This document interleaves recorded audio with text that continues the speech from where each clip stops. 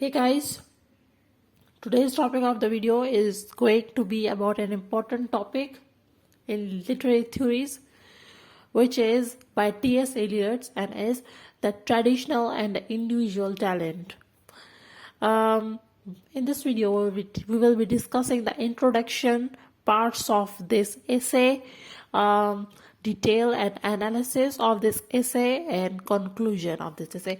So make sure that you are subscribed to this channel and to this video, and subscribe to the channel if you like this video, and follow on Instagram also, so that you can get all the literary updates from there.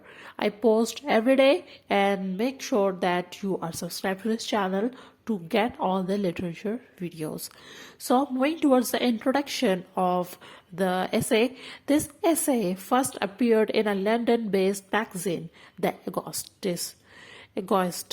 in 1919. It is written by T.S. Eliot himself. It is regarded as one of the most important work in the school of new criticism. And what is new criticism? New criticism was actually a formalist theory in literary theory that dominated American literary criticism in the middle decades of the 20th century. And it focuses on the close reading, particularly of poetry, to discover how a work of literature functioned as a self-connected, contained, self-referential aesthetic object. So it mostly focuses on these things, like its focus on the attention on the variety and degrees of certain literary devices, especially metaphors, irony, tension, paradoxes.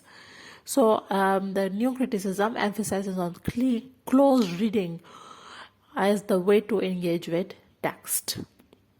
So this essay, the tradition and the individual talent, are as reflected from this title. As the title reflects, it discusses the relationship between the literary tradition and the poet himself, the individual poet, and the relation between the poet and poetry. So Eliot describes his impersonal theory of poetry in this essay also.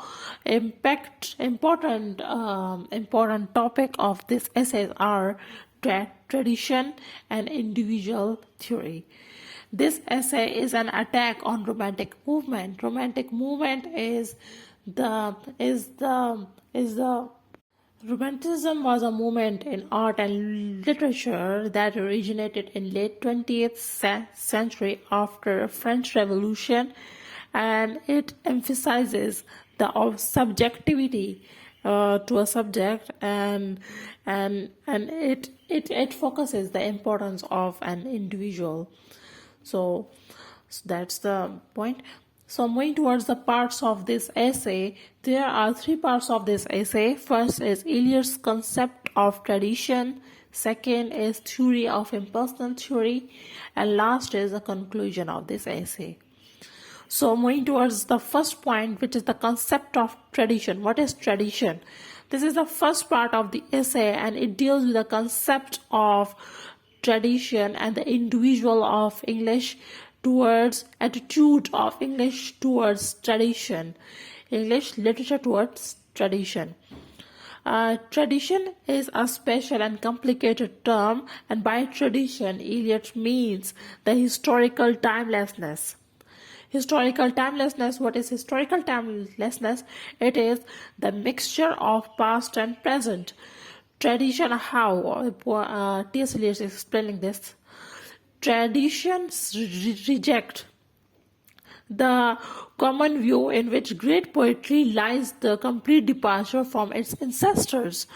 A poet must have a historical sense, and this historical sense make the poetry more for generation to come.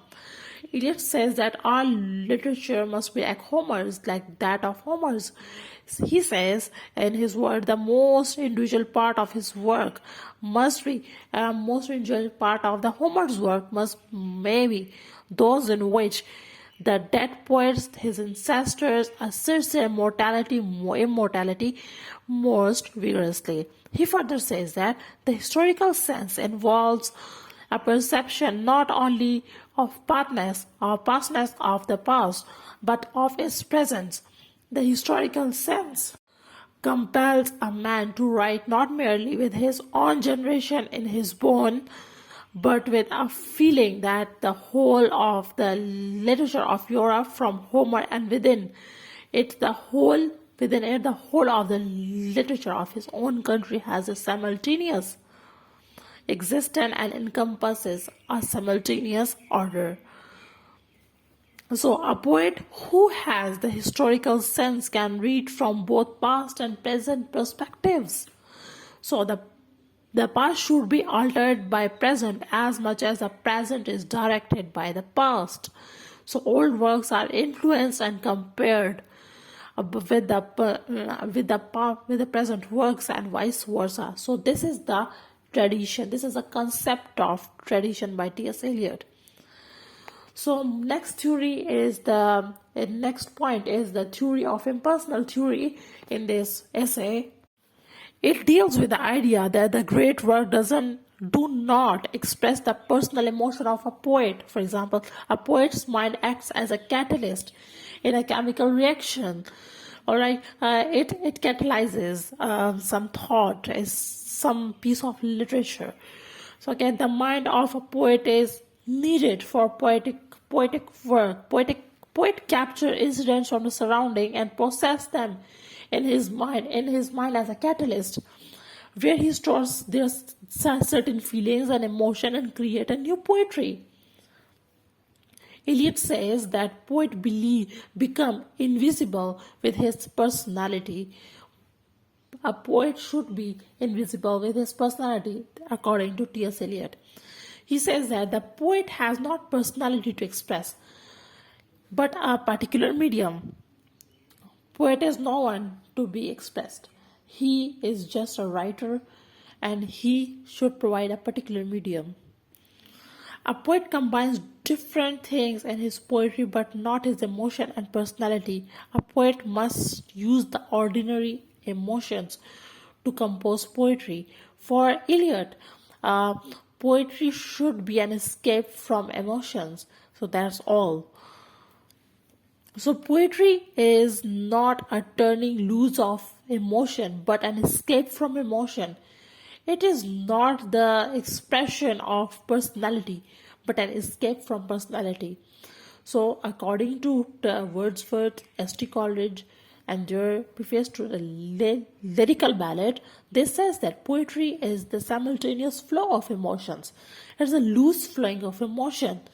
But according to T.S. Eliot, poetry is not a turning loose of emotion, but it is an escape from emotions. So that's the major difference between romanticism and modernism. So moving towards the conclusion, Eliot says the emotion of art is impersonal. So no one must show his or her emotion. What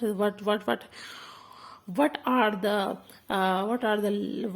turns and tips and turns of his lives, but to catalyze something, but to catalyze a piece of emotion to write a certain poetry. To make his poetry impersonal, is the poet has to depersonalize himself continuously. He must throw himself off from the poetry he is writing on a piece of paper. And the poet should have the ability to connect the past with present. So that's the tradition. In short, he must have a historical sense. So you will find all these things in T.S. Eliot poetry. So I hope that's enough. So thanks for watching. I hope you will like or dislike this video. Also comment in the comment box of further inquiry, and do subscribe to my channel if you like this video and any other video. The links of T.S. Eliot's biography, his the love song of Alfred J. PRUFROCK, and first 3 parts of first 4 parts of Wastelands are given in the description below, and make sure that you watch them. These are extraordinary videos with explanation given of every word, so don't miss them. So thanks for watching. Thank you.